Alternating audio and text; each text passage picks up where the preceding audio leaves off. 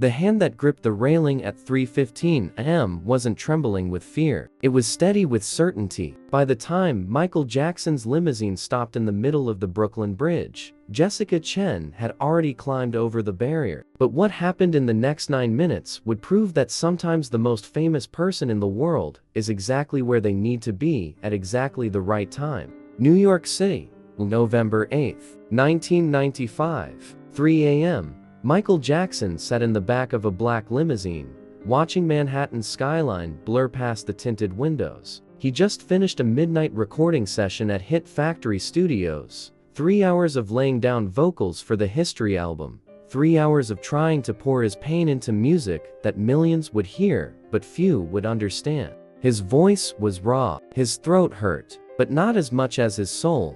The car was supposed to take him straight to the Plaza Hotel, straight to his suite where security would be posted outside his door, where room service would bring food he wouldn't eat, where he'd lie awake until sunrise staring at a ceiling that cost more per night than most people earned in a month. The same routine he'd followed for weeks now. Recording, hotel, insomnia, repeat. But tonight, something felt different. Heavier, darker. The walls of the studio had been closing in. The hotel room waiting for him felt like a tomb. He needed air, space, something. Marcus, Michael said to his driver, his voice barely audible over the low hum of the engine. Don't go to the hotel yet. Just drive. Brooklyn Bridge. Take me across the bridge. Marcus Hayes had been driving for Michael for 8 years. He knew better than to ask questions when Michael's voice had that hollow quality. Yes, sir. Brooklyn Bridge.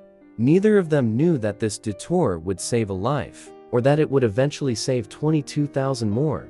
The limousine merged onto the FEDR Drive, heading toward the bridge that had connected Manhattan to Brooklyn since 1883. At 3 a.m., traffic was almost non-existent. A few taxis, a delivery truck. The city that never slept was taking a brief, exhausted breath. Michael pressed his forehead against the cool window. Outside, the East River flowed dark and infinite beneath them as they began crossing the bridge. The Gothic towers rose on either side, massive stone structures that had witnessed over a century of human drama. How many people had crossed this bridge? Millions. Billions. Probably. How many had been happy? How many had been desperate? That's when he saw her. At first, it was just a figure on the pedestrian walkway, a woman standing alone, which wasn't unusual even at this hour. New York was full of insomniacs, night shift workers, people with nowhere else to be. But something about the way she stood made Michael sit up. Something about her stillness that screamed wrong in a language only desperate people understand.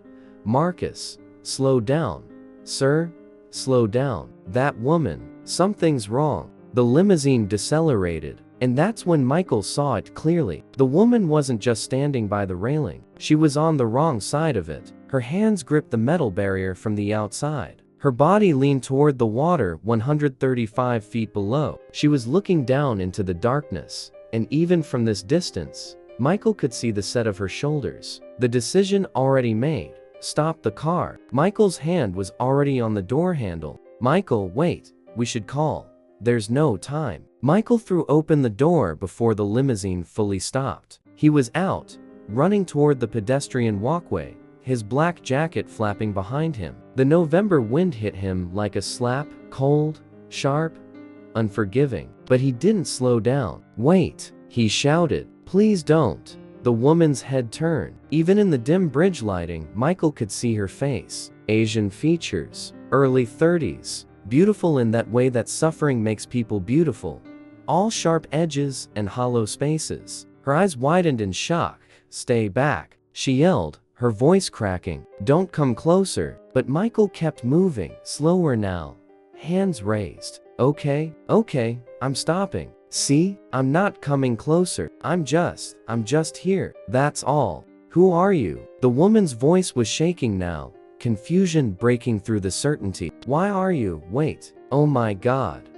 My name's Michael, he said quickly, not wanting his fame to become part of this moment. What's yours? Jessica. The word came out automatically, before she could stop herself. Then, it doesn't matter. My name doesn't matter. Nothing matters. It matters to me, Michael said softly. Jessica. That's a beautiful name. My sister's name is Janet. I always liked J names. He was rambling, he knew it. But he had to keep her talking, had to keep her focused on something other than the drop. Marcus was behind him now, on his phone, whispering urgently, calling 911, probably, but police were at least 5 minutes away, maybe more at this hour. Jessica, we don't know each other, Michael continued, taking one small step closer. But can I ask you something? Can you tell me what happened? What brought you here tonight? You wouldn't understand. Jessica's grip on the railing tightened. How could you? You're Michael Jackson. You have everything. Fame, money, talent. The whole world loves you. Michael almost laughed, but it came out as something between a sob and a cough. The whole world loves Michael Jackson. They don't love me. They don't even know me. And what they think they know. His voice broke. They hate. Something in his tone made Jessica look at him more closely. Really look. And what she saw wasn't the king of pop. It was a man whose eyes held the same exhaustion, the same bone-deep weariness that she felt. The newspapers, Michael continued, his voice raw. The accusations. The tabloids, creating a monster and putting my face on it. Do you know what it's like to be called evil? To have the whole world decide you're something you're not. To have children I would die to protect. To have them be taught to fear me? He took another small step. I can't sleep anymore. Haven't really slept in months. I record music, go to hotels, stare at ceilings. And there's this voice. He touched his temple. This voice that says, why keep fighting? Why keep trying? So maybe I don't understand exactly what you're going through, but I understand that feeling, that tiredness that's so deep sleep won't fix it. Jessica was crying now, tears streaming down her face, caught by the wind. My daughter, she whispered. Her name was Lily. She was 6 years old. Was, past tense. Michael felt his heart crack. 3 months ago, we were at a crosswalk. I was holding her hand. I let go for 1 second, to check my phone. A text from work, 1 second, and she stepped into the street. Jessica's voice was mechanical now, reciting facts because feeling them would destroy her. The driver said he didn't see her. She was so small. The funeral was on a Tuesday. It rained. Oh, Jessica. Michael's own eyes filled with tears. I'm so sorry. I'm so sorry. Everyone says it wasn't my fault, Jessica continued, as if he hadn't spoken. The police said it. My husband said it before he left. My therapist says it. But they're wrong. I let go of her hand. For a phone call about nothing. About work that doesn't matter. And now she's gone. And her voice rose. I can't do this anymore. I can't wake up every morning and remember. I can't keep breathing when she can't. It's not fair. It's not right. I should have been watching. I should have held on. Michael was close enough now to touch the railing, though still several feet from Jessica. Can I tell you a story? About someone I loved? Jessica said nothing, but she didn't tell him to leave either. When I was 9 years old, Michael began. We were on tour, the Jackson 5, and there was this kid who used to hang around backstage. Raymond. He was 11, maybe 12, worked for the venue, cleaning up after shows, and he loved music. He'd watch from the wings every night, memorizing every move, every note. Michael's voice grew quieter. One night, Raymond asked if he could sing with us. Just one song, just once. And his voice broke. I said no. I was tired. It had been a long tour. I wanted to go back to the hotel. So I said no. My brothers said no.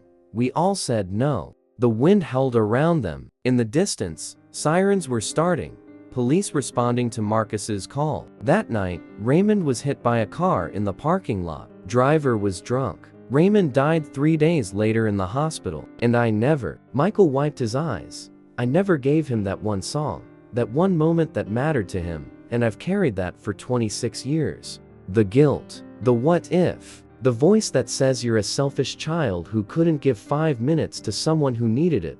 Jessica was staring at him now, really seeing him. But here's what I learned, Jessica. After years of therapy and guilt and pain, what happened to Raymond wasn't my fault. Just like what happened to Lily wasn't yours. You can't control drunk drivers. You can't watch your children every single second of every single day. You're human. You made a human mistake. 1 second of distraction doesn't erase 6 years of love. But she's gone, Jessica sobbed. She's gone, and I'm here, and that's wrong. It should have been me. I should have stepped into that street. Maybe, Miracl said gently. Maybe it should have been. Maybe life isn't fair and bad things happen to people who don't deserve them. I don't have an answer for that. But I know this. Lily didn't die so you could follow her. She died in an accident that you couldn't control. And if you go over that railing right now, you're not joining her. You're just making another tragedy. You're making her death mean that 2 people died that day instead of 1. Police cars were pulling onto the bridge now, lights flashing red and blue against the stone towers. But Miracl kept his eyes on Jessica. I don't know what happens after we die, Will continued. I don't know if there's a heaven or if we see our loved ones again. But I know this. If Lily could see you right now, would she want this? Would she want her mother to die because of an accident that wasn't your fault? She'd want me to hold her hand, Jessica whispered. She'd want me to never let go. Then don't, Miracl said. Don't let go of the railing. Don't let go of life. Because somewhere, whether in heaven or in your memories or in the impact you made on her 6 years, Lily still needs her mother. She needs you to keep living, to keep loving her, to make her 6 years matter. Jessica's shoulders shook with sobs. Behind Miracl, police officers were approaching carefully, trained crisis negotiators among them. But they held back, seeing that something was working here. I'm so tired, Jessica cried. I'm so tired of hurting. I know, Miracl said. God, I know. But you don't have to stop hurting. You just have to keep breathing while you hurt. 1 day at a time. Sometimes 1 hour at a time. And maybe eventually it hurts a little less. Not because you forget Lily. Never because you forget her. But because you learn to carry the pain instead of letting it carry you. He extended his hand, close enough to touch if she reached out. Come back, Jessica. Not because it's easy. Not because the pain stops. But because Lily's mother is still needed in this world. Come back and live for her. Honor her 6 years by living 60 more. Please. Jessica looked at his hand. Looked down at the dark water 135 feet below. The East River waited, patient and cold. It had taken lives before. It would take lives again. But not tonight. Slowly, so slowly, it seemed to take an eternity. Jessica released one hand from the railing and reached toward Miracl. His fingers closed around her wrist. Firm, sure, unbreakable. I've got you. I won't let go. Now turn around. Face me. One hand, then the other. I've got you, Jessica. You're not alone. Police moved in then, professional hands helping lift Jessica over the railing, back to the safe side, back to life. Emergency blankets. Paramedics. Questions spoken in soft, urgent tones. But Jessica's eyes never left Miracl's. Why did you stop? She asked as EMTs checked her vital signs. Why did you care about a stranger? Miracl knelt beside where she sat wrapped in a blanket. Because 3 months ago, stood in a hotel room and thought about not existing anymore. And the only reason I didn't, the only reason, was because a housekeeper knocked on my door asking if I needed fresh towels. Such a small thing, such a normal thing, but it was a connection, a reminder that I existed in someone else's world, even just as the guest in 2204 who needs towels. Sometimes that's all it takes. One connection, one person seeing you. He squeezed her hand. You're not just a stranger, Jessica. You're a mother who loves her daughter. You're a person in pain who deserves compassion. You're someone who matters. And tonight, I saw you. So I stopped. Jessica was taken to Bellevue Hospital for the mandatory 72-hour psychiatric evaluation. Miracl followed in his limousine and stayed until she was settled in her room. Around 5 a.m. Later that morning, after a few hours of sleep at his hotel and making calls to cancel his studio sessions, Miracl returned to the hospital. You came back, Jessica said when he walked into her room. She couldn't quite believe it was real. I promised I wouldn't let go. She started crying again. What happens now? How do I live with this? How do I wake up every day knowing I let go of her hand? Miracl pulled a chair close to her bed. You wake up. You breathe. You get professional help. Real help. not just crisis intervention. You join a grief support group for parents who've lost children. You learn that guilt and love aren't the same thing, even though they feel the same right now. He paused. And you find a purpose. Some way to make Lily's 6 years ripple out into the world. Maybe you volunteer with children. Maybe you become an advocate for crosswalk safety. Maybe you just live fully, completely, a way that honors her memory. But you find a way to make her death not be the end of both your stories. Michael kept that promise to Jessica in ways that went beyond that night. His foundation paid for her treatment, intensive therapy, grief counseling, a residential program that specialized in traumatic loss. He called her once a month, not to check up, but to listen, to remind her that someone saw her, that she wasn't alone. 6 months later, Jessica left the hospital program and started volunteering at a children's hospital, reading stories to kids who were sick,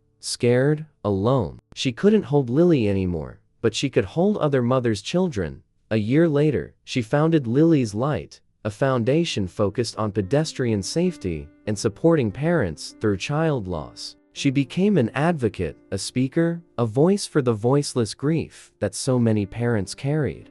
2 years after that night on the bridge, Jessica was invited to speak at a grief counseling conference. In her speech, she told the story of the Brooklyn Bridge, of the night she almost gave up, of the stranger who stopped and saw her pain and refused to let her be alone with it. When Michael Jackson died on June 25, 2009, Jessica Chen was one of thousands at his memorial service. But her grief was unique, different. Michael Jackson had saved her life, not just physically, though he'd done that too. He'd saved her from the guilt that was eating her alive. He'd shown her that trauma and mistakes didn't define her, that she could survive the unsurvivable. She stood at the memorial and remembered his words. "You are not your worst moment. You are not your deepest pain." Those words had become her mantra, the foundation of everything Lily's Light stood for. Today, in 2028, Jessica Chen is 62 years old. Lily's Light has helped over 22,000 parents navigate child loss. The foundation has installed 487 new crosswalk signals in high-risk areas across 32 states. It has funded therapy for thousands of families who couldn't afford it otherwise. In Jessica's office hangs a photograph from that night, taken by a police body camera, later released to her. Michael and Jessica on the Brooklyn Bridge, his hand around her wrist, her body half turned from the railing, both of their faces wet with tears. Below the photo, an inscription in Michael's handwriting: "You are not your worst moment. You are not your deepest pain. You are a mother who loved her daughter. You are a woman who survived. You are Jessica, and you matter." Michael Jackson, Brooklyn Bridge, November 8, 1995, 3:15 a.m.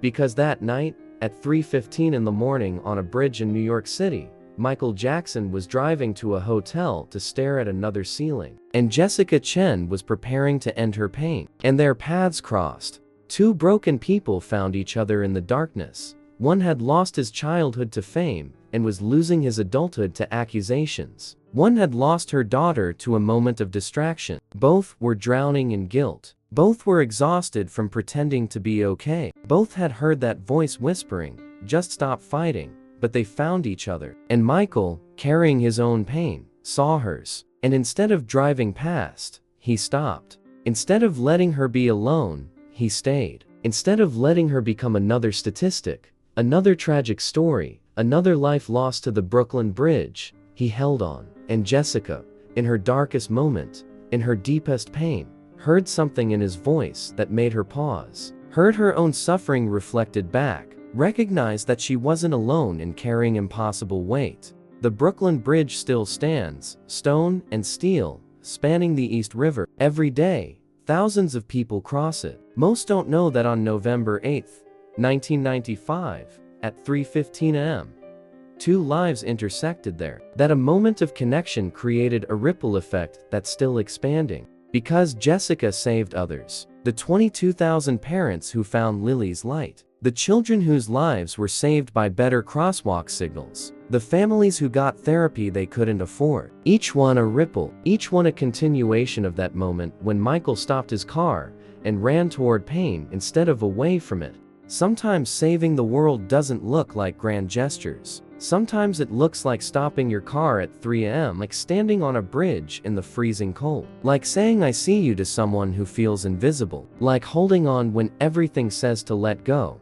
That's what Miracl did. That's what Jessica learned. That's what 22,000 families now know. One connection, one moment, one hand refusing to let go. That's how you change the world. One person at a time.